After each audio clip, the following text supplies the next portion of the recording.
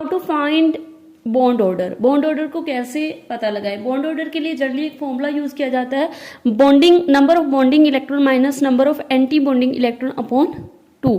तो हमारे पास इतना टाइम नहीं होता कि हम प्रॉपर कैलकुलेशन कर सके, तो इसके लिए एक छोटा सा फॉर्मूला है, एक ट्रिक है। ट्रिक क्या है कि सिंपली आपको 8 से लेकर के 20 तक काउंटिंग लिखनी है, ठीक है। तो ये जो 8 से 20 तक काउंटिंग लिखी है, ये आपके पास क्या है, नंबर ऑफ इलेक्ट्रॉन, कि आपके पास कितने नंबर ऑफ इलेक्ट्रॉन है। एंड देन आपने क्या करना है, 14 जहां पर नंबर लिखा है उसके सामने आपने लिखना है 3। इसका मतलब क्या है कि जिस भी मॉलिक्यूल के पास 14 नंबर ऑफ इलेक्ट्रॉन होंगे, टोटल 14 इलेक्ट्रॉन होंगे उनके पास, उसका बॉन्ड ऑर्डर कितना होगा, 3 होगा। फिर आपने क्या करना है, 14 के नीचे जहां पर आपने सामने 3 लिखा है उसके नीचे और ऊपर दोनों साइड आपने 0.5 माइनस करते जाना है। जैसे कि यहाँ पर 15 के केस में आपने 0.5 माइनस किया, ठीक है, तो 2.5 आ गया। फिर नेक्स्ट में फिर 0.5 माइनस करोगे 2। तो इसी तरीके से ऊपर की तरफ भी 13, 12, 11 इसमें भी आपने क्या करना है, 0.5 को माइनस करते जाना है।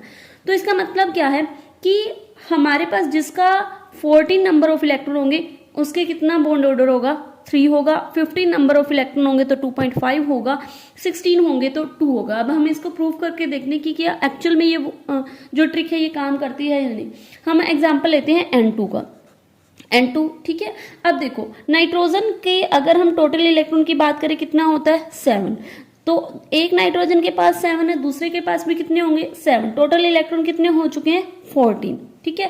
अब इसका अगर हम स्ट्रक्चर ड्रॉ करते हैं तो जो नाइट्रोजन है उसके पास वैलेंस इलेक्ट्रॉन कितने होते हैं, 5, ठीक है। नेक्स्ट नाइट्रोजन के पास भी कितने हैं, 5। अब देखो इन्होंने आपस में क्या बनाए हैं, जो बॉन्ड, और एक एक दोनों के पास क्या बचा है, लोन पेयर, ओके। तो यानी कि इनके बीच में कैसा बॉन्ड बना है, ट्रिपल बॉन्ड।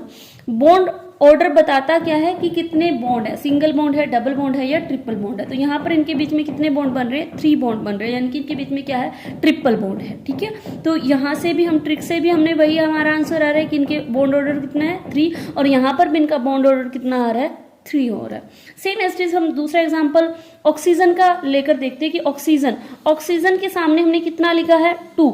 इसका मतलब क्या है कि ऑक्सीजन या कोई भी ऐसा मॉलिक्यूल जिसके टोटल नंबर ऑफ इलेक्ट्रॉन दोनों को मिलाकर 16 है, तो उसका जो बॉन्ड ऑर्डर होगा वो 2 होगा। तो हम ऑक्सीजन का एग्जांपल ले सकते हैं।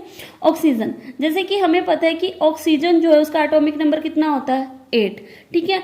और इसके वैलेंस इलेक्ट्रॉन कितने हैं, वैलेंस इलेक्ट्रॉन की बात करें तो इसके पास होते हैं 6, ठीक है। अब हम इसके स्ट्रक्चर को ड्रॉ करें, 2, 4, 6, सेम एज इट इज ये हमारे पास दूसरा ऑक्सीजन है।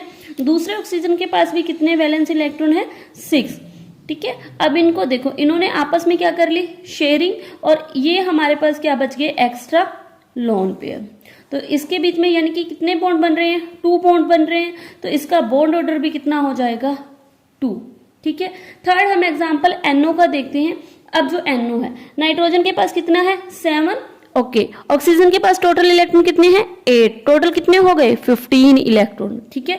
अब हम इसका स्ट्रक्चर ड्रॉ कर देखते हैं कि जो इसका स्ट्रक्चर है वो किस तरीके से बनेगा। सपोज ये हमारे पास, हम यहाँ बनाते हैं कि ये हमारे पास नाइट्रोजन है, ओके, और ये हमारे पास क्या है, ऑक्सीजन है। नाइट्रोजन का वैलेंस कितने होते हैं, 5, ओके। ऑक्सीजन के कितने होते हैं, 6, ठीक है। तो अब यहाँ पर देखो इन दोनों ने आपस में क्या बना लिया, बॉन्ड। यहाँ पर ये लोन पेयर बच गया, यहाँ एक ऑक्सीजन के पास 2 लोन पेयर बच चुके हैं।